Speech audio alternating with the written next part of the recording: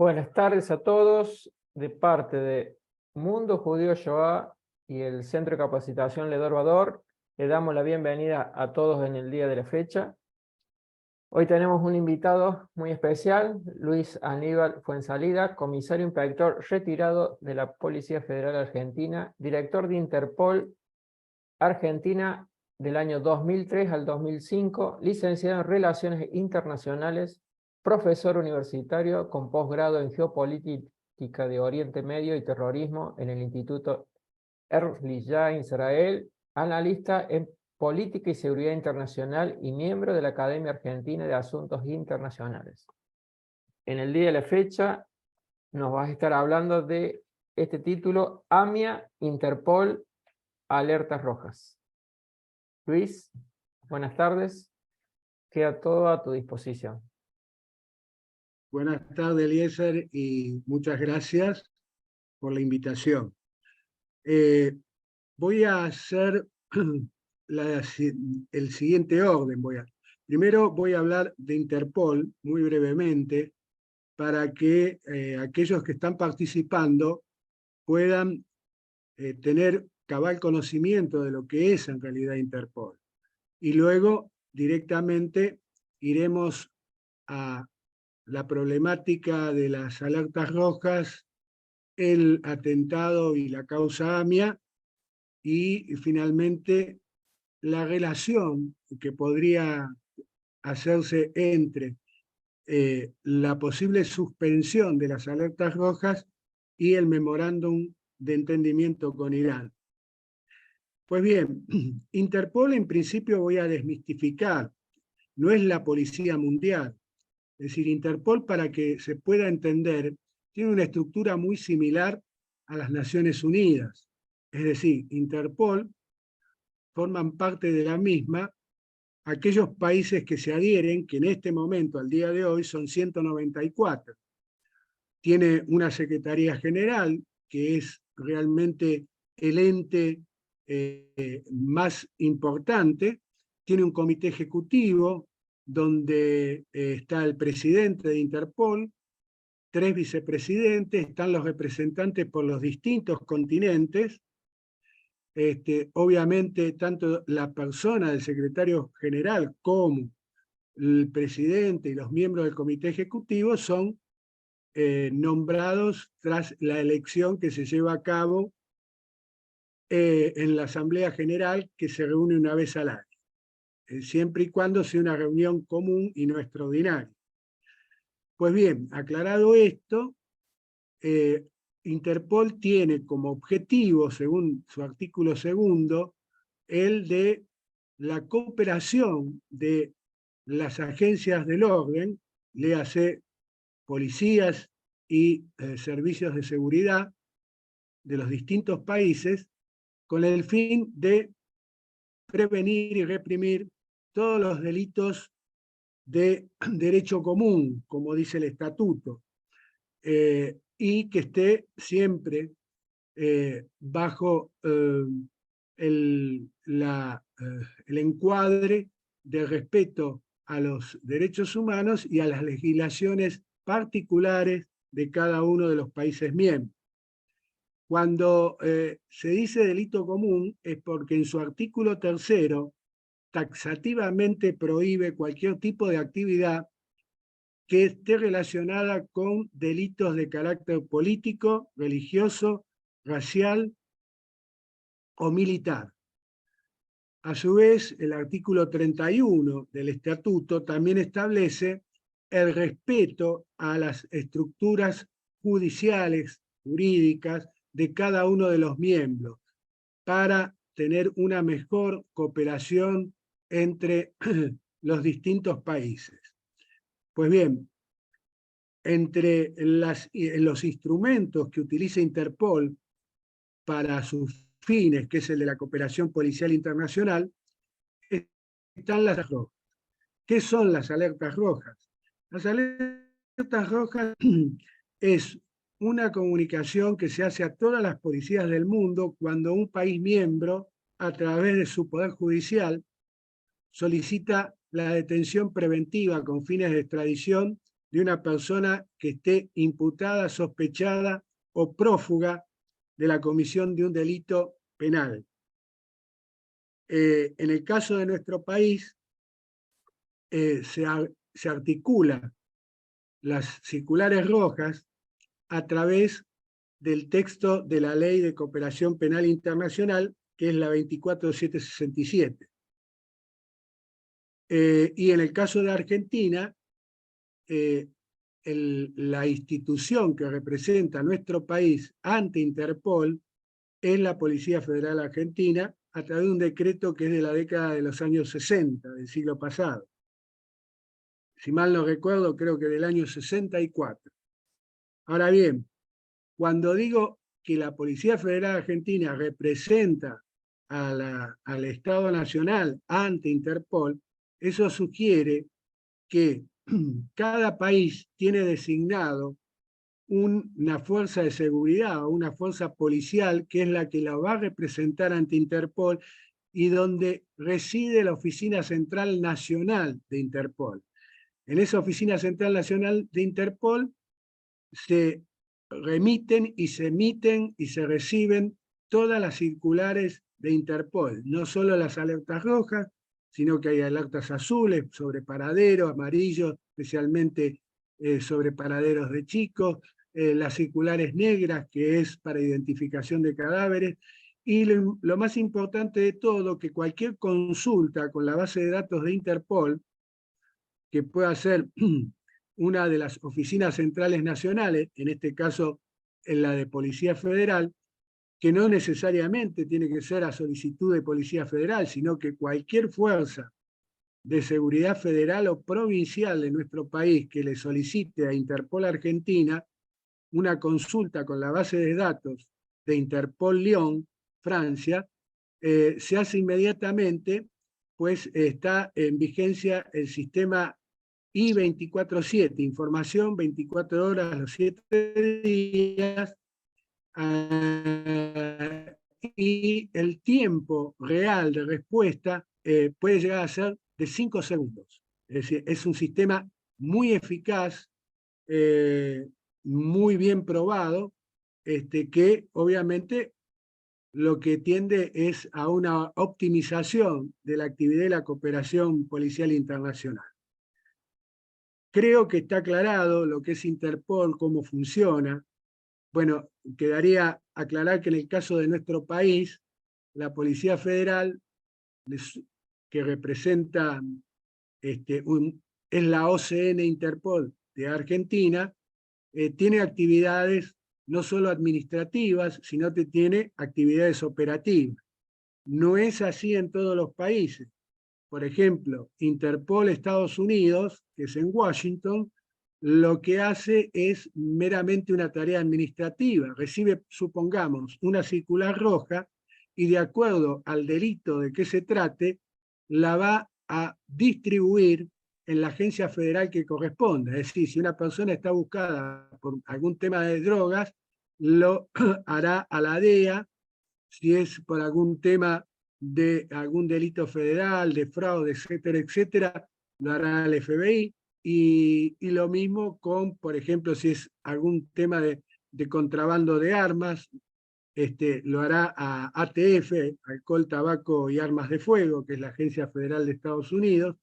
Por lo tanto, cada país es distinta la manera que trabaja. En el caso de la Argentina, no solamente es administrativa en cuanto a recibir o emitir circulares rojas, sino que a su vez tiene una división, que es más, en el año 2002, al final del 2013 estuve a cargo, que es la División Operaciones, que está compuesta por brigadas que lo que tienen que como fin es la búsqueda y aprehensión de aquellas personas con captura internacional que puedan estar en territorio nacional. Ahora bien, vayamos entonces al tema AMI. Durante la gestión del ex juez Juan José Galeano se libraron las circulares rojas sobre 8 ciudadanos iraníes y un ciudadano libanés. En este caso, estaba Mohsen Rabbani, que en ese momento era el secretario de Cultura de la Embajada de Irán, Ahmad Asghari, que aparte de ser tercer secretario de Embajada, también era miembro de la Fuerza Al-Quds de Irán, Alif Alejian, que para ese momento era el ministro de Inteligencia de Irán, Mohsen Rezai, que era comandante de la Guardia Revolucionaria, Ahmad Bahidi, que era el ministro de Defensa en ese entonces, Ali Velayati, que era el ministro de Relaciones Exteriores, Hadi Soleimanpour, que era el embajador argentino al momento del atentado a la AMIA, Ali Rafsanjani, que era el presidente en ese entonces de la República Islámica de Irán, y el ciudadano libanés Imad Muniyet, que era el responsable operativo de seguridad exterior para Irán. Bueno, en septiembre del año 2003 es detenido Hadi Soleimanpour, que era embajador, ex embajador de Irán, en Londres, es decir, en las afueras de Londres, en Inglaterra. Debido a la circular roja, es puesto a disposición de la justicia británica. En este caso interviene el juzgado de Bow Street a cargo del juez Christopher Platt, el cual, como era obvio, le solicita a la Argentina los recaudos legales para considerar si se ajustaban al pedido de extradición hecho por la justicia federal. Recibida los primeros envíos del juez Galeano, el juez Pratt solicita que se amplíen los fundamentos de la extradición, porque de acuerdo al ordenamiento jurídico británico, no eran suficientes como para dar la extradición de Soleimanpour.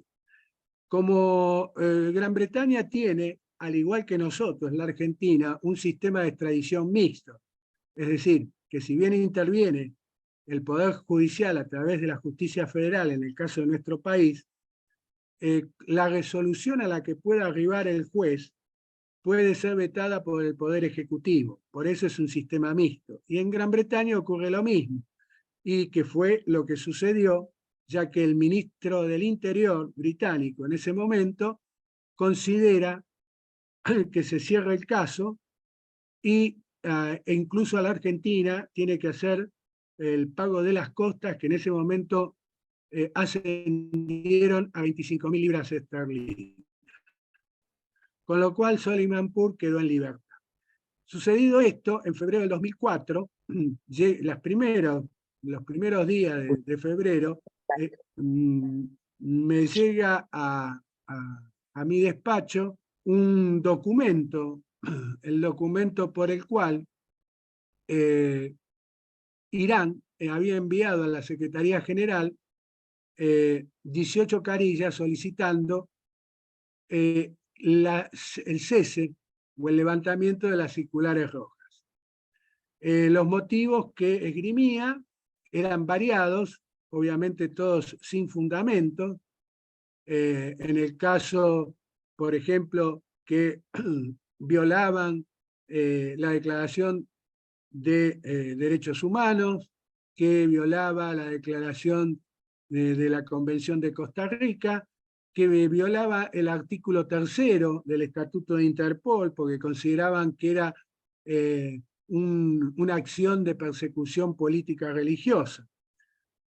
Como corresponde, se giró el documento al juez de la causa, que en ese momento era el doctor Canicova Corral, y obviamente a la Fiscalía en turno, lo que igualmente yo le había adelantado a la Secretaría General que no procedía ninguno de los argumentos de Interpol Irán y que le enviaría a la brevedad la resolución del juzgado.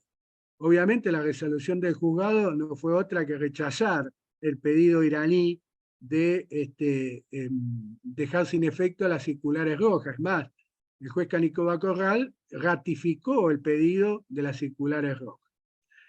En el 2004, ya en septiembre, se realiza la Asamblea General en Cancún, México, y en forma unilateral y sin ningún tipo de consulta a Interpol Argentina y a la justicia argentina, la Secretaría General en las primeras semanas de octubre resuelve la suspensión de las circulares rojas hasta tanto se resuelva el juicio que se llevaba a cabo en el Tribunal Oral Federal contra Tejeldín y otros acusados. Se le envió una nota, un oficio del juez Canicova Corral solicitando que no se llevara a cabo la suspensión y aclarando que lo que se resolviera en el Tribunal Oral Federal 3 no tenía no tenía relación en cuanto a alguna sentencia condenatoria con lo que se labraba en el juzgado 6, que era la conexión internacional.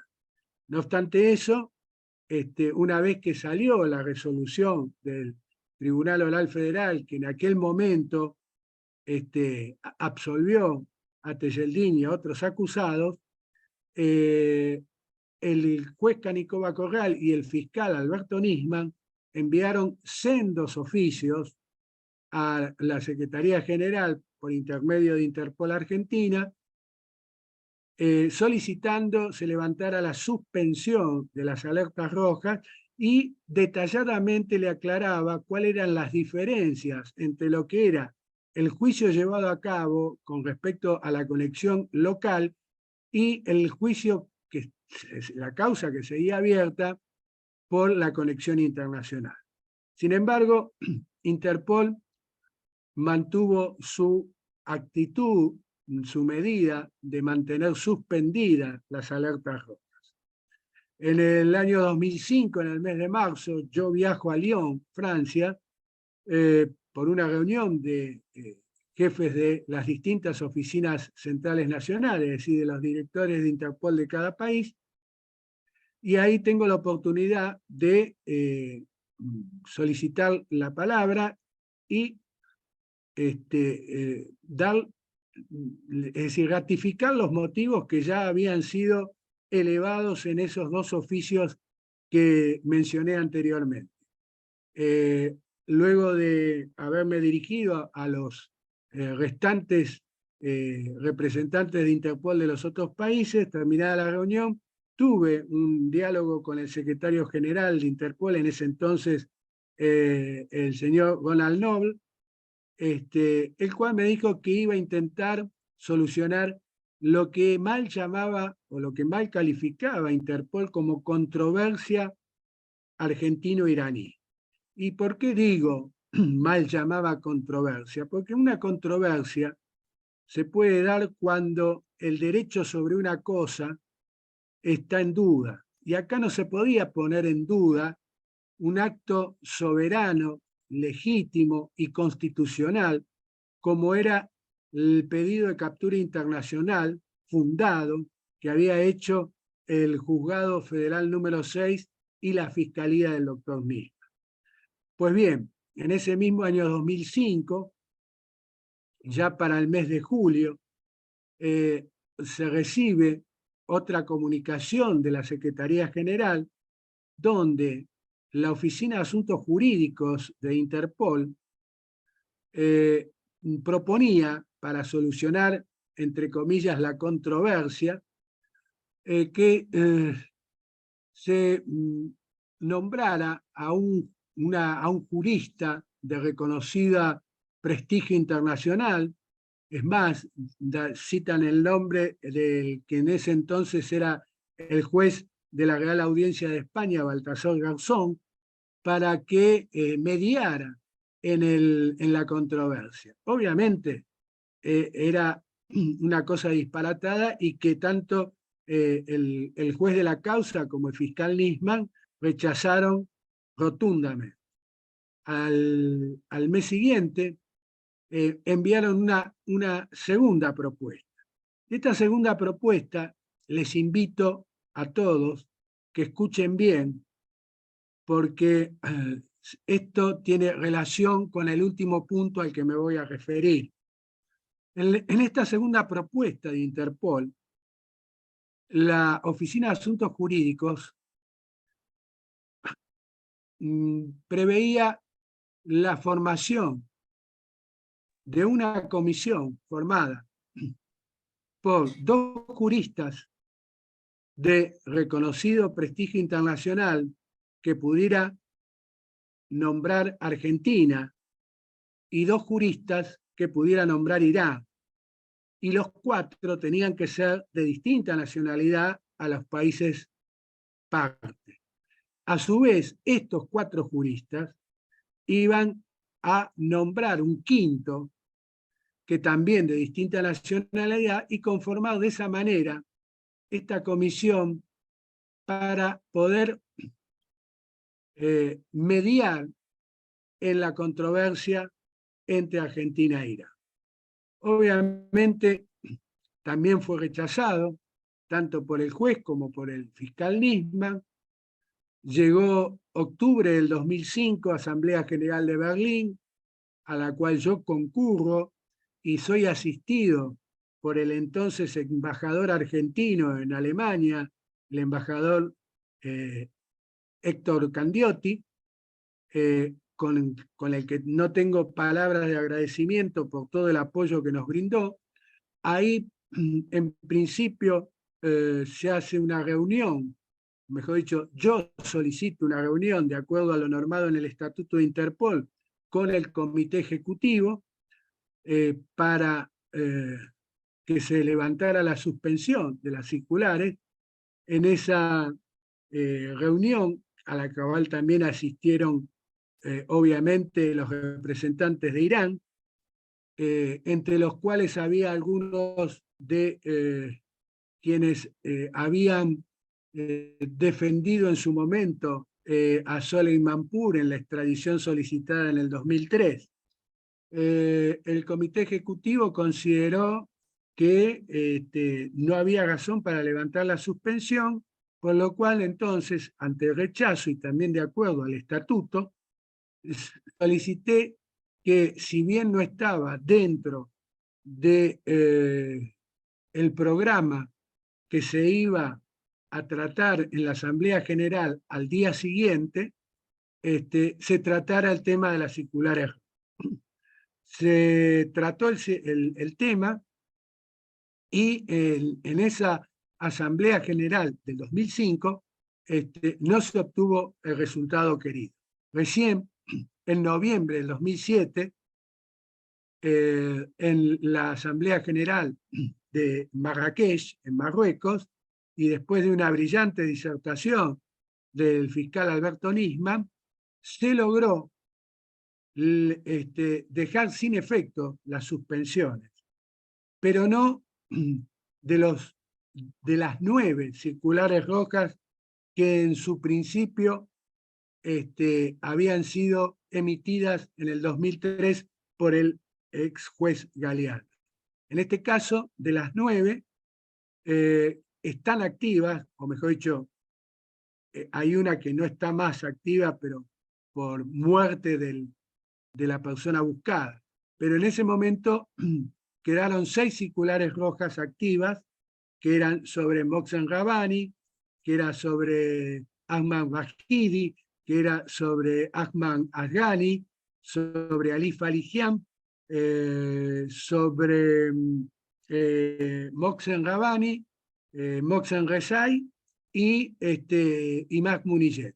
La de Imad Muniyet va a quedar sin efecto en el 2008, en razón que el 14 de febrero de ese año, cuando este comandante del Hezbollah y también encargado de las operaciones exteriores de Irán, viajaba en su vehículo hacia la ciudad de Damasco, estaba próximo a llegar a la ciudad de Damasco, explotó el vehículo en que se trasladaba y falleció. Por lo cual de las originales quedaron 5. Luego se añadieron otras con la ampliación de las investigaciones, especialmente la de Salman Herrera, que ha tenido una gran participación logística en los atentados tanto de la Embajada de Israel en 1992 como en el atentado a la AMIA en 1994. Y recientemente, a pedido de la Fiscalía que tiene en sus manos la causa AMIA, se solicitó a quien está subrogando el Juzgado Federal número 6, que es el doctor Rafecas, la captura de algunos ciudadanos iraníes, algunos de los cuales en su momento estaban residiendo en Ciudad del Este, es decir, en la zona de la Triple Frontera. Pues bien, eso sería más o menos lo que ha sucedido desde que se emitieron las circulares rojas hasta la fecha. Ahora bien, cuando se firma el acuerdo o el memorándum de acuerdo con Irán en el año 2013, el 27 de febrero, hay uno de los puntos que habla de la conformación de una comisión para estudiar la causa AMIA y tomar una resolución. Cuando yo leí el memorándum y vi ese punto, inmediatamente me remontó a la comunicación que había mandado la Secretaría General a través de su Oficina de Asuntos Jurídicos en agosto del 2005. Es prácticamente lo mismo, o por lo menos el espíritu. Y más allá de que esté el memorándum, esté en contraderecho a lo que estipula el artículo 109 de la Constitución Nacional y por lo tanto declarada su inconstitucionalidad, que creo que es lo que corresponde. En cuanto a hechos que han ocurrido, por ejemplo, en su momento, estando todavía como ministro de Defensa, Asmas Bahidi visita a Bolivia, invitado por el presidente entonces de Bolivia, Evo Morales, a la inauguración de una escuela militar en Bolivia, más precisamente en la zona de Santa Cruz de la Sierra. Muchos preguntarán, y en su momento me hicieron la pregunta, especialmente desde la AMIA, ¿por qué no se lo detenía? En principio no se lo detiene porque viaja con pasaporte diplomático. Y de acuerdo a la Convención de Viena, tanto la Convención diplomática como la consular, no se puede detener a una persona con pasaporte diplomático. Lo que sí se puede hacer es la expulsión del país donde ha arribado. Otra medida que podría haber sido, porque es mucho más lógica, porque estamos hablando de una visita oficial de un ministro de un país, Irán, a otro país invitado por el ejecutivo de ese país que recibe a Bahidi, y que obviamente en forma protocolar se envía con antelación la nómina no solamente de quién va a representar a Irán en cuanto al acto de la inauguración de esta escuela militar en Bolivia, sino también quienes lo acompañan. En el caso, por ejemplo, de Argentina, y ya ha sucedido en alguna oportunidad, que ante un evento en el cual concurre alguna delegación extranjera, un evento oficial, la Cancillería Argentina, en forma rutinaria, envía la nómina a Interpol para que verifiquemos en caso de que alguno de los miembros de la comitiva tenga algún tipo de impedimento internacional. Entonces, en ese caso, con la antelación debida, el gobierno argentino le comunica al gobierno del país que esa persona va a representar y que puede tener una circular roja, esa circunstancia, y generalmente lo que se hace dentro de lo que es la diplomacia es cambiar a la persona, es decir, el gobierno que viene a la Argentina reemplaza a esa persona para evitar cualquier tipo de inconveniente. Porque, vuelvo a repetir, si arriba al país, la Argentina tiene el pleno derecho de declarar la persona no grata y tiene que volver al país de origen. Esto no sucedió con Bajidi, pero también me preguntaban qué había hecho Interpol Bolivia. Entonces yo expliqué en su momento lo que les dije al comienzo de esta charla, que cada país tiene en principio su estructura jurídica, su estructura legal, y tiene su estructura de agencias del orden o policía, que en general dependen del Poder Ejecutivo Nacional.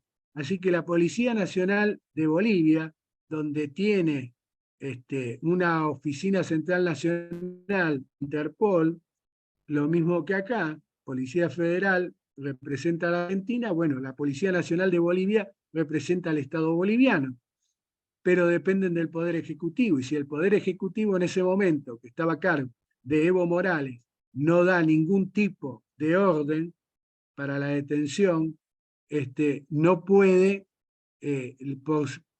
por motus propio, el director de Interpol Bolivia, que es un policía boliviano, un oficial superior o jefe de la policía boliviana, actuar por la suya, porque recibe órdenes del Poder Ejecutivo. Por esa razón no se lo detuvo y Bajidi estuvo en la inauguración y volvió a Irán. Lo mismo ocurrió hace poco tiempo cuando se hizo la reelección de Daniel Ortega en Nicaragua, ¿no? Que en ese caso, quien estaba presente en la reelección, en la asunción, era Moxan Rezai, que como lo dije anteriormente, tiene una circular roja y que en el momento del atentado a la AMIA era un alto jefe, era comandante de la Guardia Revolucionaria de Irán. Y ustedes quizás, y con esto termino para dar lugar a las preguntas que quieran hacerme, ¿por qué los nombres de estos iraníes son los que están solicitados por la Justicia Federal Argentina? Estos iraníes, bueno, en cuanto a Mohsen Rabbani y Ahmad Ghazghani, como y en el caso de Soleimanpur era el embajador, Rabbani era el secretario de Cultura y Ghazghani era el tercer secretario. Pero ellos viajaron en agosto del año 1993 de Argentina a Irán. No nos olvidemos que Rabbani estaba en nuestro país desde mediados de la década del 80. Su función, aparte de difundir el Islam radical chiita, de fundar la mezquita Al-Tawhid, que actualmente se encuentra en el barrio de Floresta, era la de no solamente predicar el Islam radical, sino tratar de actuar dentro de las bases más jóvenes de la colectividad musulmana en la Argentina, para poder divulgar las premisas de la revolución iraní y conseguir operativos que le sirvieran para distintas funciones. Entre una de esas funciones era la función de inteligencia. Bueno, la labor realizada por, a cargo de Rabbani y realizada por estos agentes, fueron los informes con que viajó Rabbani en agosto del 1993 y que dio lugar en ese mismo mes a la reunión en la ciudad de Mashhad, que está al norte de Teherán. En esa reunión participaron, todo, a excepto de Soleim Manpur, que estaba acá en la Argentina como embajador, el resto de las personas que primigeniamente estaban en las circulares rojas. Es decir, estaba el presidente, Ali Ghazanjani, estaba el ministro de Relaciones Exteriores, Velayati, estaba Faligian, que era el ministro de Inteligencia, obviamente Bahidi, el ministro de Defensa, Rezai, que era el comandante de la Guardia Revolucionaria, e incluso también asistió a las reuniones el entonces, el líder supremo, Ali Jamenei. Es más, hay una cuestión que a mí siempre me llamó la atención, porque una vez en esa reunión lo que se trató, y de acuerdo a los informes de inteligencia que llevó consigo Rabbani, era ver cuál era el blanco que se iba a elegir para el atentado. Y se resolvió que era la sede de la AMIA, por el más vulnerable de los blancos que había estudiado Rabbani. Una vez decidido el llevar a cabo el atentado, en el caso, por ejemplo, de Imaz Muniyet, recibió las órdenes de Faligian para que dispusiera toda la logística y toda la estructura de los operativos para llevar a cabo el atentado acá en nuestro país. Pero lo importante, y que es lo que recién les decía, que me llamó siempre la atención, es que la resolución por parte de estos funcionarios iraníes para que se efectivice el atentado a la AMIA fue rubricado con una fatua. Una fatua es un decreto religioso que es emitido por el líder supremo, en este caso Ali Jamenei. Entonces, si Ali Jamenei es la máxima autoridad del Estado iraní y el Estado iraní emitió una fatua, entre comillas, bendiciendo el atentado, es claramente y está documentado un acto de guerra contra nuestro país, con lo cual Argentina lo que tendría que haber hecho es romper relaciones diplomáticas con Irán inmediatamente. Bueno, dejo ahora para que me hagan las preguntas que crean convenientes.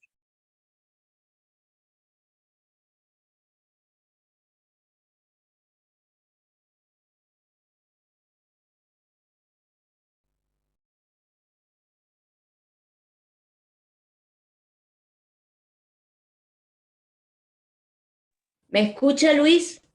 Ahora sí. Sí, Ruth, te escucho. Luis, usted habló de dos hechos paradigmáticos en nuestras relaciones exteriores, que fue Nicaragua y Bolivia, que allí estaban los delincuentes que atentaron contra la Mutual en Argentina.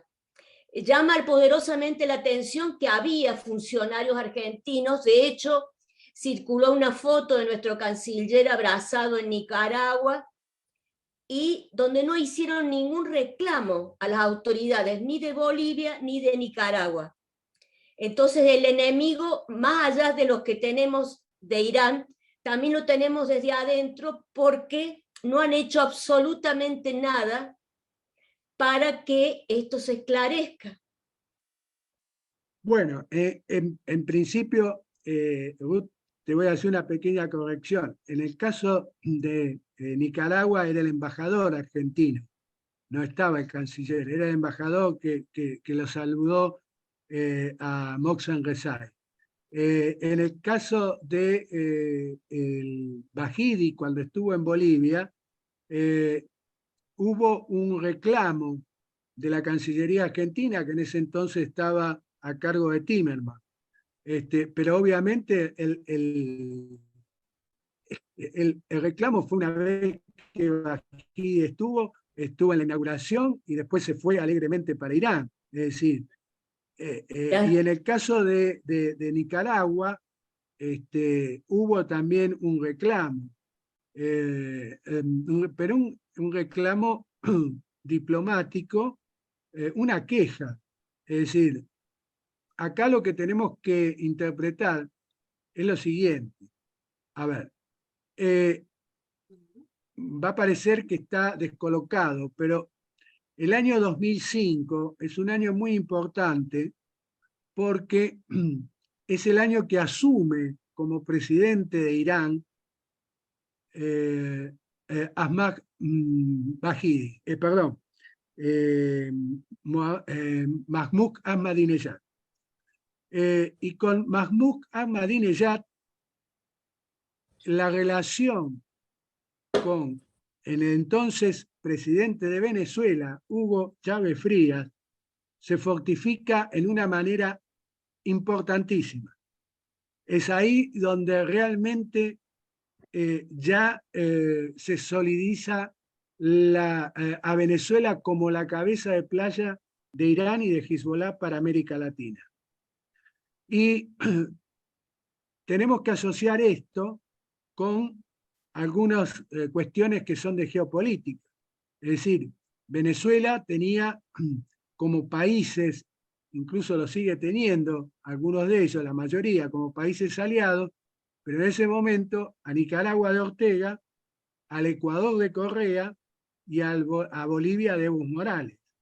Por lo tanto, lo voy a decir en términos poco académicos, entre bueyes no hay cornadas. Y a su vez, no nos olvidemos que para ese año 2005, estando todavía en vida Hugo Chávez Frías, fue el mediador entre el gobierno argentino e Irán para suavizar la situación. Y no es de extrañar que en el 2007, cuando asume en ese momento Cristina Fernández de Kirchner, como bien dijo en vida Alberto Nisman, no es que hubo un cambio en la actitud de Argentina con respecto al atentado a la AMIA, sino que fue totalmente distinto, no hubo cambio, fue totalmente distinta la postura que tuvo el gobierno de Cristina Fernández de Kirchner con respecto a la causa AMIA. Y eso fue lo que conllevó a la firma del memorándum con Irán.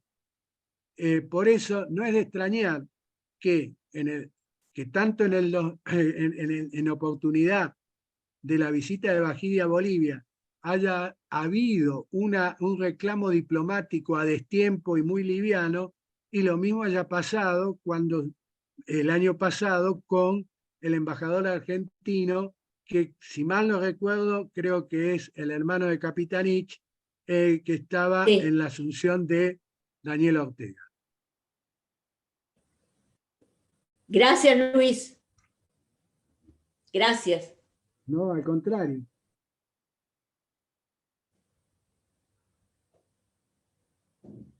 No sé si habrá otra pregunta que quieran hacer, pueden habilitar sus micrófonos.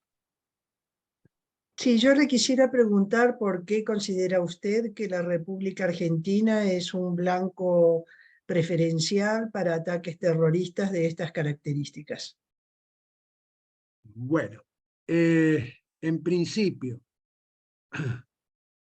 con respecto a Irán,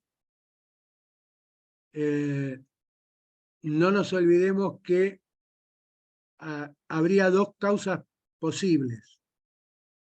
La primera causa tiene que ver con intereses geopolíticos.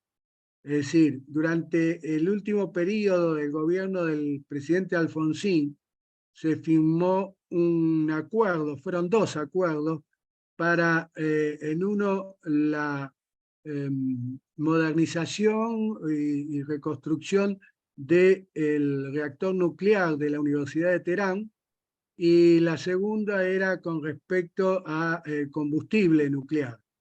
Esos acuerdos luego, con la presidencia de Carlos Menem, quedaron sin efecto, obviamente por presión de los Estados Unidos, con lo cual, más allá de que Argentina tuvo que pagar una millonaria indemnización a la República Islámica de Irán,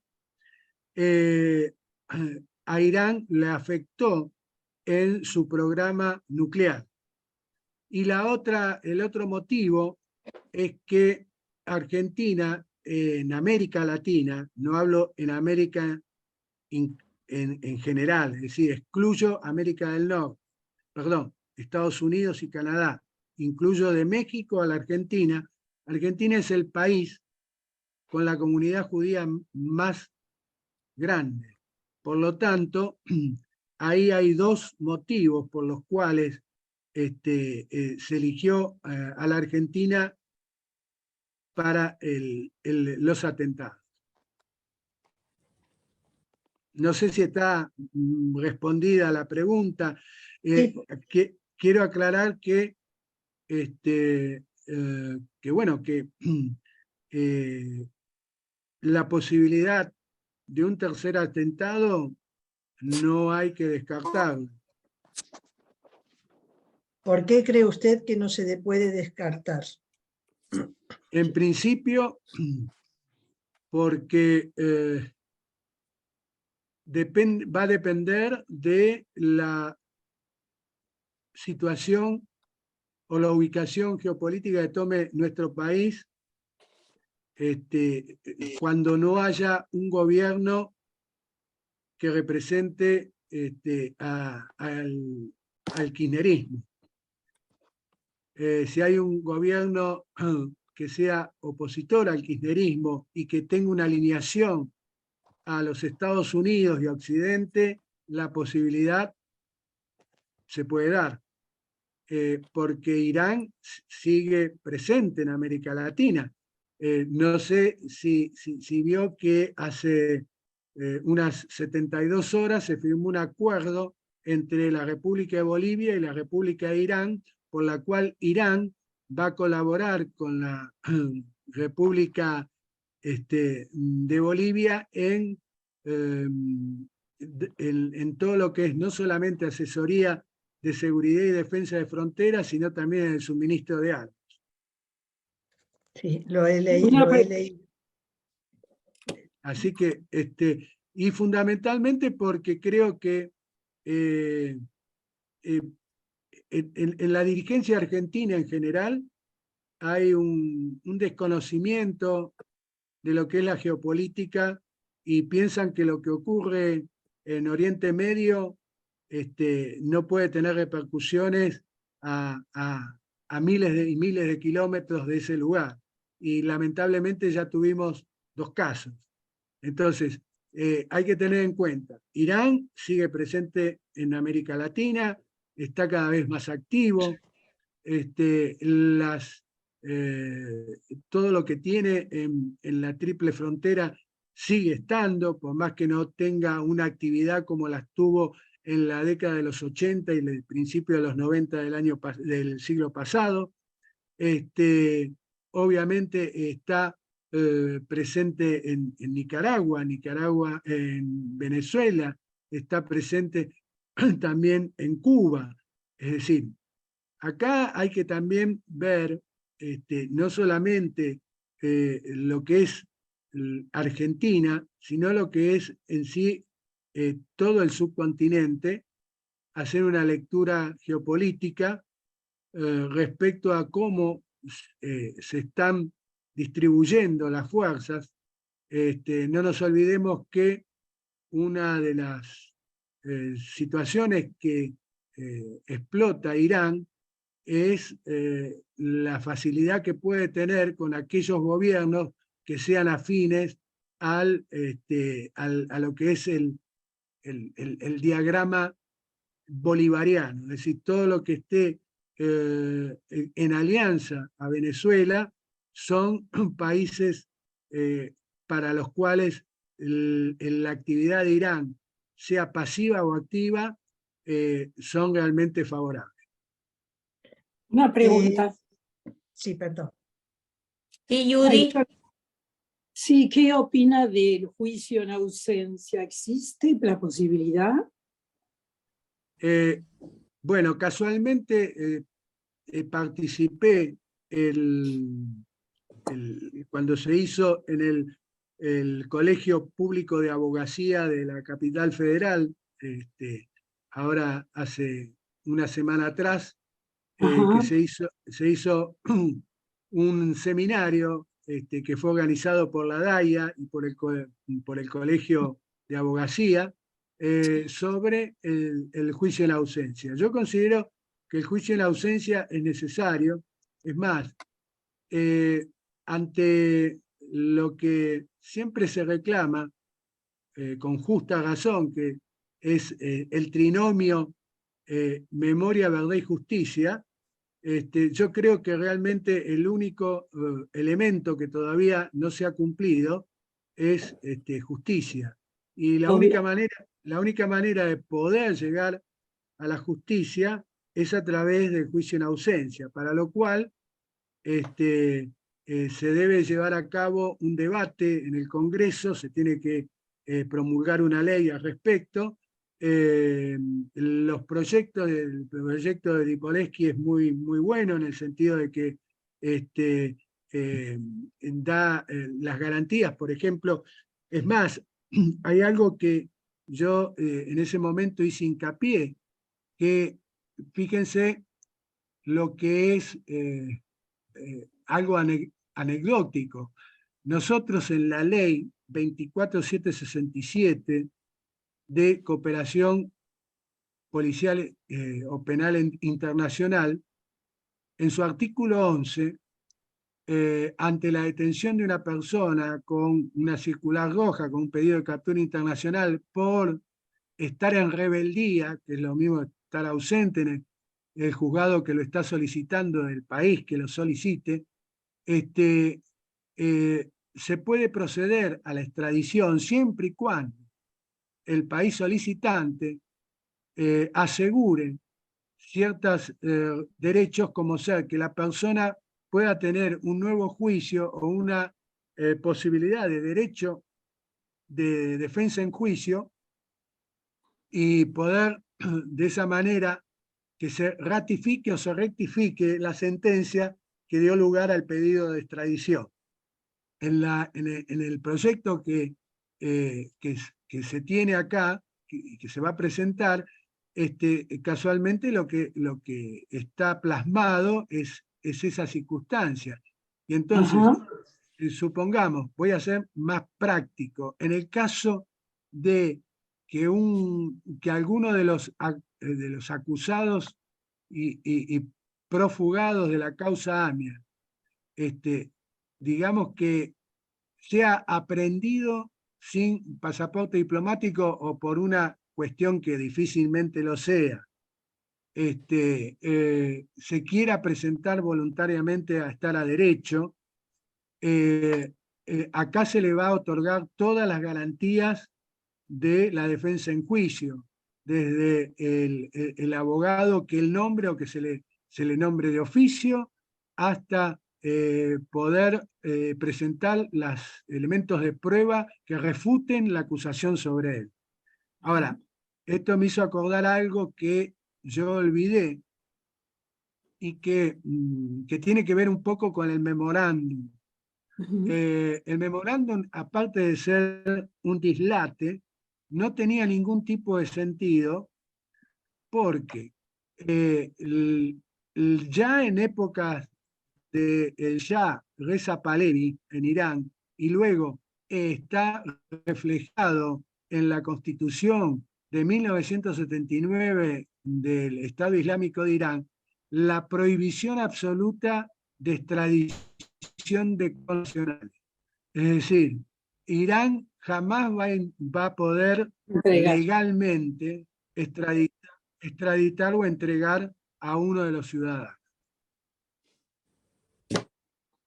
Por eso Gracias. por eso el juicio en ausencia creo que es necesario. Válido. Gracias. No, al contrario. Un placer escuchar.